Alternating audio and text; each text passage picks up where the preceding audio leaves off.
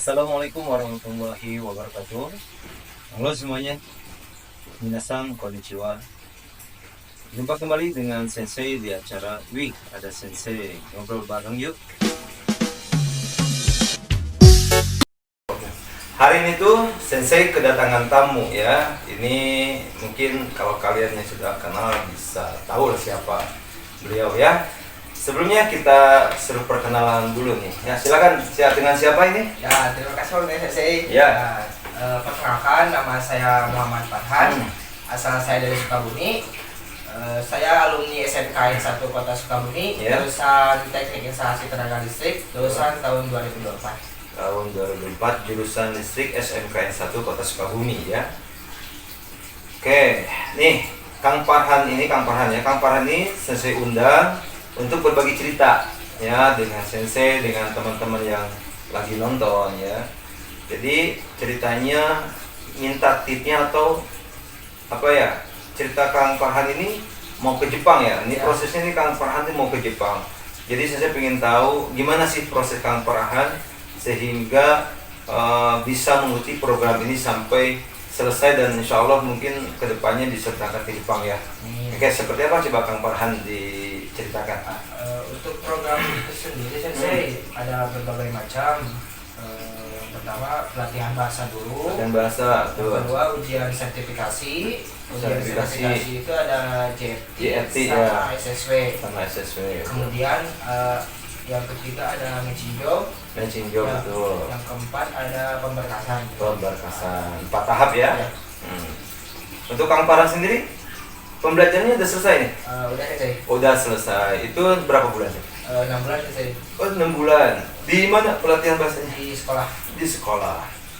Di sekolah yang mengadakan atau gimana itu? Sekolah yang mengadakan, tapi ada pihak ketiga. Ada pihak ketiga LVK ya. Jadi sekolah mungkin MOU dengan LVK lainnya sehingga sekolah bisa menyediakan tempat ya. Sehingga Kang Farhan dan teman-teman belajarnya di sekolah. Tapi itu setelah lulus ya. Ya, Setelah lulus baru bisa mengikuti pelatihan tersebut. Tapi sebelumnya ada tes dulu gak? Itu Mas. Nah, itu ada tes gak? Ada.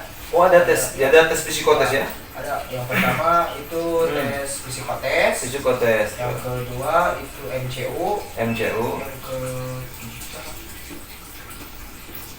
MCU apa? MCU biasanya tes bahasa Jepang dasar. Tes bahasa Jepang dasar. Oh, tes bahasa Jepang dasar juga ditanya ya, ditanya. Tapi nggak terlalu tinggi ya, yang dasar-dasar. paling kayak apa? Jiko Sokai ya, perkenalan gitu kan, kayak Aisatsu ya, salam bersalaman. Nah, seperti itu. Kang Farhan sekarang sudah selesai nih melewati 6 bulan ya. Tepatnya 6 bulan lah kurang lebih ya, targetnya 6 bulan, tapi banyak yang 4 bulan juga ya. Ada 4 bulan juga sehingga dia langsung mengikuti tahap berikutnya, yaitu tes sertifikasi ya, atau tes JFT ya. Oke. Kang Farhan sendiri gimana nih? Untuk JFT-nya gimana? Sekarang udah selesai? udah selesai. Udah selesai ya. Oke, untuk tahapan JFT nih, apa sih yang dipersiapkan Kang Farhan untuk JFT ini gimana persiapannya? Untuk persiapan JFT ini, saya lebih ke fokus ke Kotoba aja sih. Ke Kotoba ya? Oke. Soalnya kuncinya semua ujian bahasa itu ada di Kotoba. Di Kotoba tuh. Berapa Kotoba tuh yang dihafal Kang Farhan? Kira-kira 1000 sampai 2000-an. 1000 sampai 2000 banyak juga ya. 1000 sampai 2000 Kotoba atau kosakata yang Kang Farhan hafal ya. Kemudian kanji ada nggak? Kanji Untuk kanji itu sekitar 400 kalau untuk N4. Kanji untuk N4 ini 400 ya. Kang Farhan nyampe 400 berarti? Enggak sih. Enggak ya? 100 sampai 200-an. Oh, 100 sampai 200. Tapi ketika di tesnya atau muncul banyak Kak? Muncul berapa banyak Kak? Kira-kira 10 sampai 35-an saja. 10 sampai 35 itu kanji dasar ya. Kanji dasar. Oke. Yang hasilnya Kang Farhan lulus JFT ya, alhamdulillah. Oke, Kang Farhan ini lulus JFT ya. Tadi tipnya 1000 atau 2000 kosakata atau kotoba, kemudian kanji juga kurang lebih 400 kanji, dan ternyata ketika tes JFT itu hanya beberapa saja kanji yang keluar ya, tapi alhamdulillah Kang Farhan lulus untuk JFT-nya, alhamdulillah ya. Kemudian setelah JFT nih Kang Farhan, ada tes lagi kan? Ada. Nah, tes apa namanya itu? Untuk itu SSW. SSW itu apa sih? Sertifikasi profesi kalau bahasa Indonesia nya. Itu Pekerja khusus di bank, tapi pekerja di Jepang. Betul. Nah, Kang Farhan sendiri sertifikasinya apa nih, di bidang apa nih? Di bidang keperawatan. Di bidang keperawatan. Oke. Caregiver. Caregiver Ya. atau kaigo ya. Ya. Oke ya, Kang Farhan ini ngambil caregiver itu atau kaigo atau perawat ya. Kalau di sini perawat ya. Jadi di sana itu Kang Farhan disiapkan untuk bekerja sebagai perawat ya, perawat lansia ya Kang Farhan ya. Jadi di situ ada dua, boleh cewek dan cowok. Kemudian perawatnya pun disesuaikan dengan posisi kita ya. Kalau kita laki-laki berarti kita pun ngurus laki-laki, seperti itu ya Kang Farhan ya. Dan Kang Farhan pun alhamdulillah lulus ya. Alhamdulillah. Jadi sertifikasinya pun alhamdulillah lulus tuh di bidang kaigo ya, alhamdulillah ya. Nah, Kang Farhan, setelah sertifikasi 2 yang tadi, sekarang ada namanya apa? Ke tahap matching job ya. Matching job itu mungkin mensamakan ya. Matching job itu pekerjaan yang akan kita akan kita hadapi nanti, itu berarti kita persiapan dengan mindset ya. Mindset atau wawancara dari pihak Kaisa ya. Itu langsung dari Jepang ya. Ya, cuman via online biasanya. Via online ya. Jadi nanti ada wawancara langsung dari Kaisa ya, dari pihak Jepang langsung ya. Bisa seperti itu. Untuk saat ini belum ya? Ini belum. Belum ya, belum ada. Tapi mudah-mudahan kedepannya Kang Farhan ini bisa wawancara ya, karena cukup lumayan lama juga ya. Kemarin pelatihan mungkin hampir setahun ya. Ya, hampir setahun. Nah ini nggak terasa nih, kemarin lulus 2024, sekarang pelatihan selesai, sertifikasi bahasa juga selesai, sampai sekarang mau menuju ke Menses. Dengar-dengar Mensesnya udah juga kemarin, tapi belum ada hasil. Belum ada hasil ya. Jadi belum ada panggilan ya, belum ada kepastian ya, kita lagi nunggu. Tapi ya mudah-mudahan Kang Farhan selain di tempat yang kemarin di Menses atau di wawancara, ada tempat yang lain bisa segera Kang Farhan itu berangkat ya. Oke, mudah-mudahan ya. Dan banyak ya, kemarin waktu JF ini banyak gak yang gak lulus nih di JF ini? Banyak sih. Banyak ya, banyak yang gak lulus itu. Banyak kan itu apa sih namanya? Kendalanya itu di bagian kedua, di bagian bunpo. Di bunpo itu apa sih? Bunpo itu jadi tata kalimat bahasa sih. Tata kalimat bahasa. Kebanyakan jadi orang-orang itu nganggapnya bunpo itu gampang, tapi gampang susah sih. Gampang susah. Nah, tipnya nih gimana nih cara menghadapi tata bahasa itu? Tip menurut Kang Farhan? Menurut saya sendiri itu lebih banyak ngobrol sih menggunakan bunpo tersebut. Kemudian lebih banyak membuat contoh kalimat. Itu aja sih. Oh, jadi membuat contoh kalimat ya. Kemudian sering ngobrol juga ya. Mungkin ngobrol juga dengan teman-teman yang sudah lulus di FT ya, seperti itu. Nah, Kang Farhan sendiri nih, sekarang kan lama nih. Saatnya apa yang dirasakan nih? Gimana nih? Jenuh atau lama gimana nih? Ya, jenuh sih saya pastinya, tapi proses ke Jepang ini emang begini sih. Betul ya, paling lambat 1 tahun ya. Harus sabar. Harus sabar ya, betul, harus sabar loh.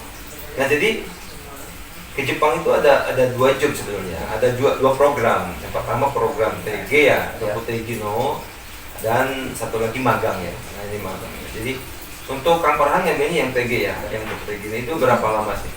Untuk TG ini nanti kalau selanjutnya bekerja, Kang Farhan berapa lama tuh di Jepang? Program Teguh Tegino ini kisaran waktu 3 sampai 5 tahun sensei. 3 sampai 5 tahun, betul. Terus siap kontraknya setahun sekali atau 5 tahun flat sampai selesai proyek gimana? Dengar mah setiap tahun sekali sensei. Setiap tahun di kontraknya habis, perpanjang lagi, bahkan saya dengar juga itu 1 tahun bisa pulang juga. Bisa pulang, kemudian bisa balik lagi. Itu enaknya jadi kalau ngambil TG ya. Kecuali kalau magang itu harus full magangnya. Full ya, harus flat ya. 3 tahun ya 3 tahun nggak bisa pulang. Haji di sana sendiri. Nah, itu ya. So minasan, nah itu tip dari Kang Farhan tadi ya, bisa diikuti deh. Nah, Kang Farhan, satu lagi nih. Kalau kita tidak masuk LPK nih, menurut Kang Farhan bisa nggak kita belajar sendiri, kemudian kita ikut tes sertifikasi sendiri, Ya, itu bisa nggak? Bisa sensei, bisa Oh, banget itu malah. Bisa ya? Oh, jadi itu bisa ya? Iya, bisa banget. Jadi nggak perlu ke LPK pun Iya. bisa. Oh gitu ya. Jadi kita otodidak, kemudian ikut sertifikasi, daftar dulu. Ya, Malah bisa. kalau kita otodidak begitu aja sensei biasanya lebih cepat. Lebih cepat ya? Ya, Oh. lebih rentan nggak nyampe 6 bulan sih. 3 sampai 4 bulan juga udah jago. Oh gitu. Ya, 4 bulan tuh udah bisa ya? Untuk teori ya, untuk teori ya. Kalau Kaiwa berarti memang mas tahunan aja. setahunan ya. Untuk apa ya? Kaiwa itu kan harus ada partner ya, harus ada teman, harus ada akomodasi. Baik, nah teman-teman. Jadi bagi teman-teman yang mau berangkat ke Jepang tadi dari Kang Parahan, masuk LPK juga bisa, masuk otodidak juga bisa, karena untuk sertifikasi ini mudah ternyata untuk mengikuti prosesnya. Dan Kang Parahan pun alhamdulillah ya.